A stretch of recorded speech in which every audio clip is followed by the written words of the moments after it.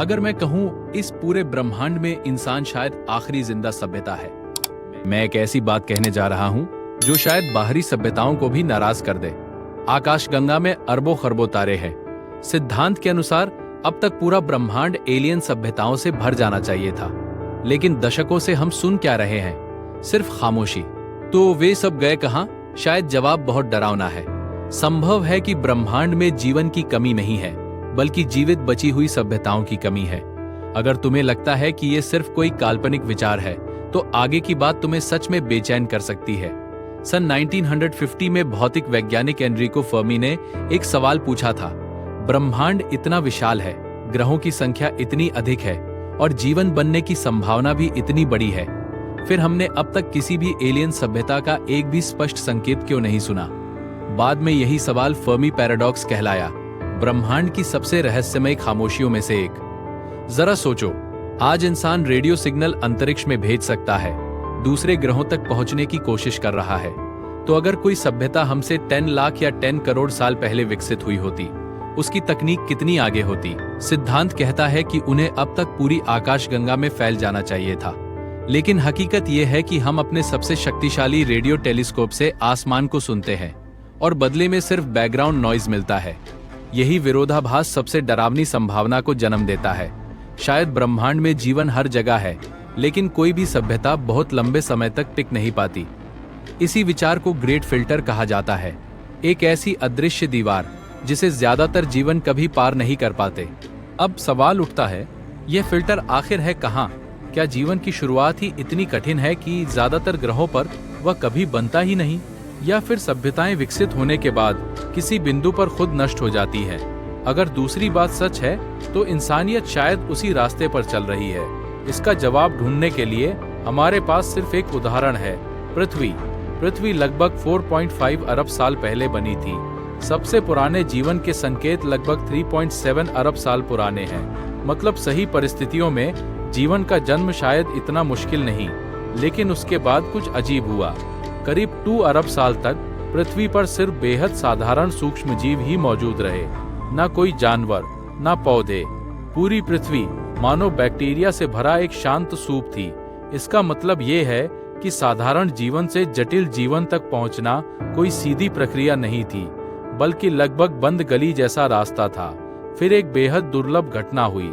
2 अलग-अलग सूक्ष्म जीवों ने एक दूसरे को निगलने के बजाय साथ रहना चुना।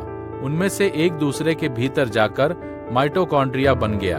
यही घटना पृथ्वी के इतिहास की सबसे महत्वपूर्ण घटनाओं में से एक बनी, क्योंकि माइटोकॉन्ड्रिया ने कोशिकाओं को बहुत अधिक ऊर्जा दी और ऊर्जा मिलने के बाद ही जीवन जटिल संरचनाएं बना सका।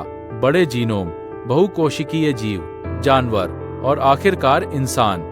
अगर ये घटना कभी नहीं होती, तो संभव है कि पृथ्वी आज भी सिर्फ बैक्टीरिया की दुनिया होती।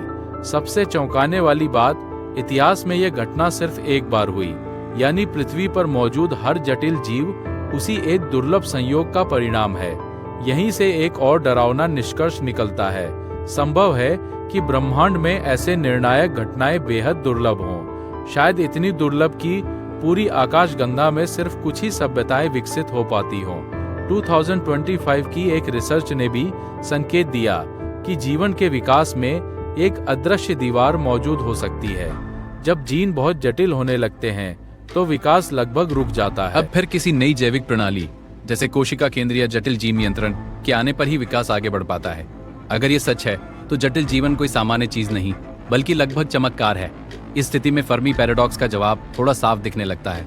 संभव है कि ब्रह्मांड साधारण जीवन से भरा हो। समुद्रों में तैरते सूक्ष्म जीव, बर्फ के नीचे छिपे जीवाणु, चट्टानों पर पनपते जीव, लेकिन उनमें से ज्यादातर कभी बुद्धिमान जीवन तक पहुंच ही नहीं पाते। ब्रह्मांड को एक विशाल जंगल की तरह सोचो, जहां घास तो हर जगह है, लेकिन पेड़ बेहद कम। जीवन बहुत हो सकता है, लेकिन बुद्धिमान सभ्यताएं शायद बेहद दुर्लभ हैं। और शायद पूरी आकाशगंगा में सिर्फ कुछ ही सभ्यताएं उस स्तर तक पहुंची हों जहां वे अंतरिक्ष में अपनी आवाज भेज सकें।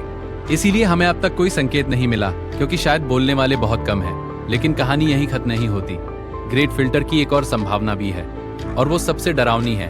हो सकता है इंसान इसलिए जिंदा ना हो क्योंकि हम खास हैं, बल्कि इसलिए क्योंकि असली विनाश अभी आया ही नहीं। क्या वो परमाणु युद्ध होगा? क्या कृत्रिम बुद्धिमत्ता नियंत्रण से बाहर हो जाएगी? या कोई ऐसी ब्रह्मांडीय आपदा जिसे हम अभी समझ भी नहीं सकते? कोई नहीं जानता, लेकिन इतिहास ये जरूर दिखाता है कि सभ्यता की हर बड़ी छलांग के साथ बहुत बड़ा जोखिम आता है और एक गलती सब कुछ खत्म कर सकती है। इसलिए जब अगली बार तुम रात में सितारों को देखो तो शायद उन्हें सिर्फ रोमांटिक न समझो। संभव है कि वो चमकता हुआ ब्रह्मांड असल में अनगिनत असफल सभ्यताओं का कब्रिस्तान हो। शायद वे कभी मौजूद थे लेकिन समय की धूल में खो गए। और इंसानियत, हम शायद एक बेहद खास मोड़ पर खड़े हैं। हम भाग्यशाली बचे हुए लोग भी हैं और एक अधूरी परीक्षा के उम्मीदवार भी। फर्मी पैराडॉक्स का सबसे डरावना हिस्सा ये नहीं कि वे कहाँ हैं, बल्कि ये है कि हम कितनी दूर तक जा पाएंगे। हो सकता है एक दिन हमें सच में अंतरिक्ष से कोई संकेत मिले, लेकिन उससे पहले हमें एक और सवाल का जवाब देना होगा। अगर पूरे ब्रह्मांड में सिर्फ हम ही बचे हैं तो क्या हम खुद को बचा पाएंगे?